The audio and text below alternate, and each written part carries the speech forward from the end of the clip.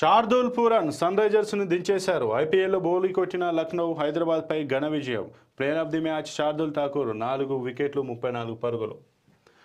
ఇక నిన్న ఐపీఎల్కి సంబంధించి 6 ఓవర్లకు 77 పరుగులు, 7.3 ఓవర్లకే 100. మ్యాచ్లో సన్ రైజర్స్ హైదరాబాద్ ఉంటే ఈ గణాంకాలు ఆ జట్టు అనుకుంటే తప్పేం కాదు.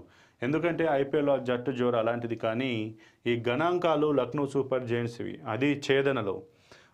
ఇక టాస్ గెలిచిన పెద్దగా బౌలింగ్ వనరు లేకపోయినా ప్రత్యర్థికి బ్యాటింగ్ అప్పగించి సవాల్కు సిద్ధమైన పంత్ బృందం 300 చేస్తుందని అంచనాలున్న సన్ రైజర్స్ను సొంత గడ్డపై కనీసం 200 పరుగులైనా చేయనివ్వలేదు.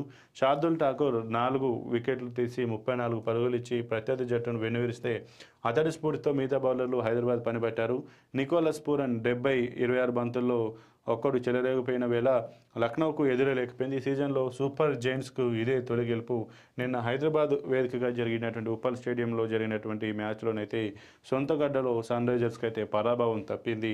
300 స్కోర్ చేస్తామని భావించినటువంటి సన్ రైజర్స్ కనీసం 200 పరుగులు కూడా చేయక 20 ఓవర్లలో 190 పైచిలుకు పరుగులకే కట్టడి చేసినట్టుగానే తెలిసింది.